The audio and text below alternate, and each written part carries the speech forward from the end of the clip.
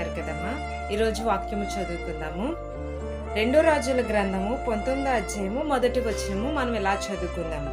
హిజ్కియా విని తన బట్టలు చింపుకుని గోనె పట్ట కట్టుకుని యెహోవా మందిరమునకు పోయెను. హిజ్కియా గారి గురించి చెప్తున్నారు.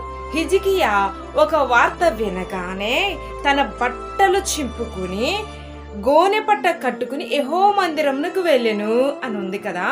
ఇక్కడ సిచ్యువేషన్, ఒక శ్రమ కలిగినప్పుడు ప్రతి ఒక్కరు ఏం చేస్తారు? నీవైనా నేనైనా పెద్ద పెద్ద వారి దగ్గరికి వెళ్ళడము, ఆ సమస్య కొరకు ఏం చేయాలో ఆలోచించడము, లేక బంధువులతో ఆలోచించడము, ఆ సమస్య ఎలా తీరుతుందో అనే వేదనతో మనము మొదటి ప్రయత్నం మనుషుల్ని ఆశ్రయిస్తాం. విప్పి పరచి యెహోవా సన్నిధి ఇట్లా ప్రార్థన చేశాను. యెహోవా, కెరూబుల మధ్య నివసించుచున్న ఇశ్రాయేలు దేవ యెహోవా, భూమి ఆకాశమును కలగజేసిన అద్వితీయ దేవ, నీవు లోకమందున సకల రాజులకు దేవుడివై ఉన్నావు. యెహోవా, చెవియొగ్గి ఆలకించుము. ఆయనను బ్రతిమలాడుకుంటున్నాడు. ప్రభు ఇది చేసే అనలా. ఆ లెటర్ పట్టుకెళ్లారు, ఆయన సన్నిధిలో ఇప్పారు.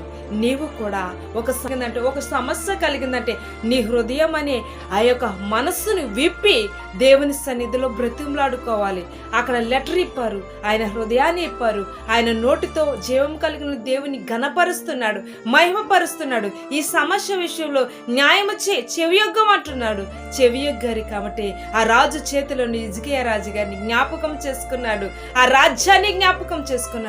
నిన్ను నన్ను కూడా జ్ఞాపకం చేసుకోడా దేవుడు.